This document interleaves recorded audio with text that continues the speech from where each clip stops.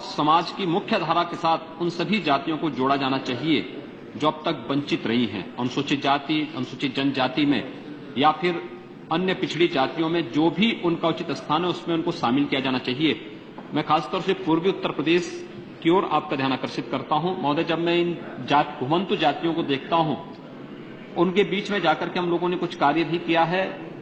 आप आश्चर्य करेंगे कि रामायण काल आप देखेंगे तो भगवान राम के जो सहयोगी थे यही वनवासी थे, यही पोल थे, यही भील थे, यही वनवासी थे जो आज जिन्हें हम अपने से दूर करके जनजाति के रूप में जिनको हम स्थान दिलाना चाहते हैं।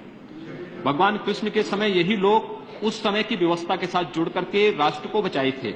और यही नहीं, महाराणा प्रताप और छत्रपति शिवाजी महाराज के सहयोगी भी यही जातियां थी जिन्हें आज भी हम जनजाति कह करके इस समाज से अलग किए हुए हैं। अगर कहा जाए तो इस देश की सही मायने में विपरीत परिस्थितियों में, उन विपन्न समयों में, गुलामी के समय में देश की स्वतंत्रता के लिए जिन्होंने अपना सब कुछ न्यौछावर करके वनों में रह करके, पहाड़ों में रह करके, अन्य उन क्षेत्रों में रह करके देश की स्वाधीनता की रक्षा की थी, उनमें सब जातियां आती हैं।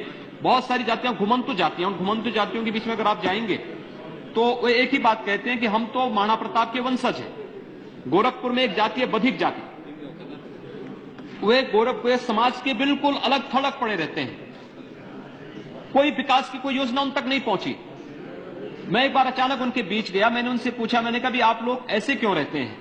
उन्होंने कहा समाज हमें स्वीकार ही नहीं करता। मैंने कहा आप लोग कौन हैं?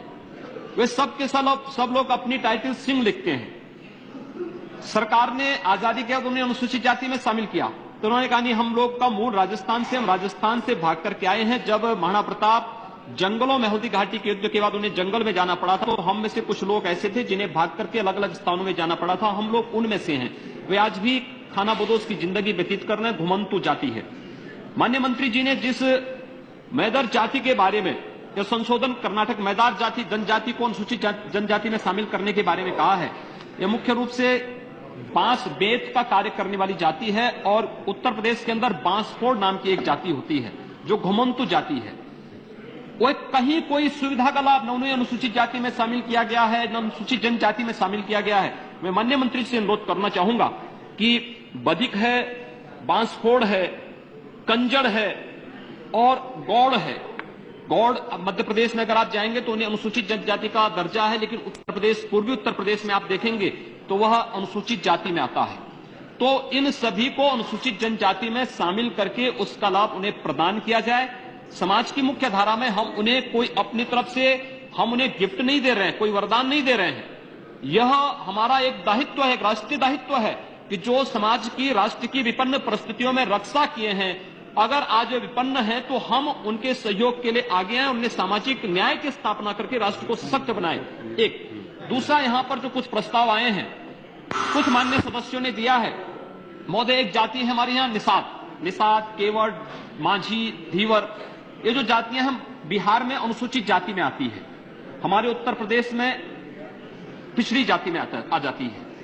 उत्तर प्रदेश सरकार ने इससे संबंधित एक प्रस्ताव भी केंद्र को भेजा है कि इन्हें भी अनुसूचित जाति में शामिल किया जाए। मैं आपके माध्यम से माननीय मंत्री से अनुरोध करना चाहूंगा कि निषाद, केवट, धीवर, मांझी, बिंद आदि जो जातियां हैं, इन्हें भी शासन, ये आपका मंत्रालय नहीं, लेकिन जो भी हमारे माननीय मंत्री हैं, नारायण स्वामी जी हैं, वह संबंधित मंत्री तक इस बात को पहुंचाने का कार्य करें कि इन जातियों की स्थिति अत्यंत बदहाल है, अत्यंत पिछड़ी है, बहुत कमजोर है।